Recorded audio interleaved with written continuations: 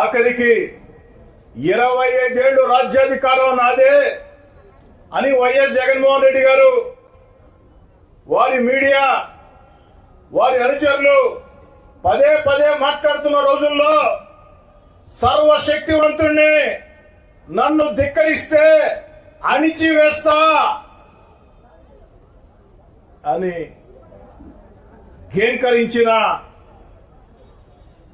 హూంకరించిన YS Jaganmohan Reddy గారిని 16 నెలల ముందే జగన్ గారు అధికారంలో ఉన్న వేళ 16 నెలల ముందే జగన్ గారిని ధిక్కరించి వీధుల్లోకి వచ్చి మీతో పోరాటం చేసినటువంటి చరిత్ర ఉన్నది.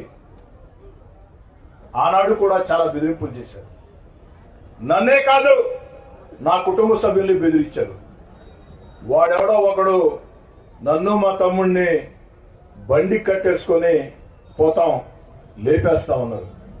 వైఎస్ఆర్ కాంగ్రెస్ పార్టీ సోషల్ మీడియాలో రకరకాల ప్రచారాలు చేశారు.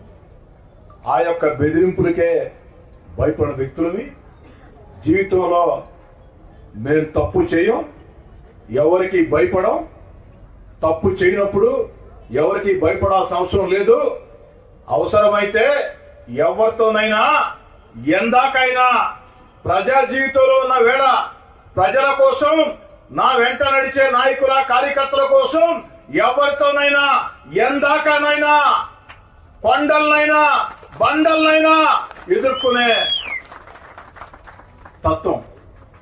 దాన్ని వైఎస్ఆర్ కాంగ్రెస్ పార్టీ నేతలు, వైఎస్ఆర్ కాంగ్రెస్ పార్టీ అధినేత వైఎస్ జగన్ గారి దగ్గర నుంచి వైఎస్ఆర్ కాంగ్రెస్ పార్టీ నేతలు, YSR Congress party media, YSR Congress party social media గుర్తుంచుకుంటే మంచిది. సవాల్ విసురుతున్న వైఎస్ఆర్ కాంగ్రెస్ పార్టీ మీడియాకి, సోషల్ మీడియాకి ఎన్ని రాతలు రాస్తారో రాసుకోండి నా మీద, ఎన్ని వీడియోలు పెడతారో పెట్టుకోండి నా మీద. కానీ ప్రజా ఉద్యమాలతో బండవారిన గుండె నాది. పోరాటాల్లో తుపాకులకి కత్తులకి వెన్ను చూపని శక్తి నాకుంది. ఆ మనోధైర్యం దేవుడు నాకు ఇచ్చాడు. నెల్లూరు రూరల్ ప్రజలు నాకు ఇచ్చారు. నా వెంట నడిచే నాయకులు కార్యకర్తలు నాకు ఇచ్చారు.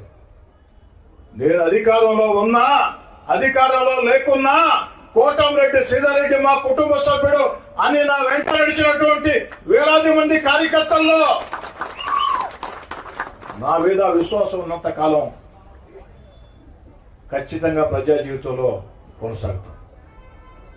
ఈరోజు రాష్ట్రంలో గత వైఎస్ఆర్ కాంగ్రెస్ పార్టీ విధానాలతో ఆర్థికంగా దివాలా తీసిన రాష్ట్రంలో చంద్రబాబు నాయుడు గారు ముఖ్యమంత్రిగా తన సమర్థ పరిపాలనతో సంక్షేమాన్ని కొనసాగిస్తూ, అభివృద్ధి కార్యక్రమాలు వేగవంతం చేస్తూ, ఎన్నికల్లో ఇచ్చిన హామీల్ని ఒక్కొక్కటి నెరవేర్చుకుంటూ వస్తూ, పోలవరం అమరావతిని పరుగులు పెట్టిస్తూ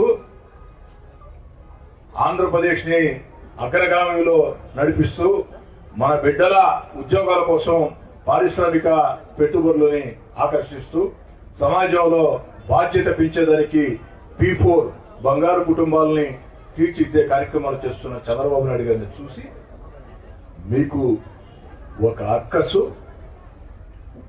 ఒక బాధ, ఓర్వలేనితనం, దీంతో మీ ఇష్టారీతిగా ప్రవర్తిస్తున్నారు. నేను పోలీస్ శాఖను కోరేది ఒకటే, ఎవరు నన్ను చంపితే ఆ కోర్టు డబ్బు ఇస్తా ఉన్నది ఎవరు? డబ్బే డబ్బు అన్నారు. ఆ డబ్బు ఎవరు ఇస్తామని చెప్పారు?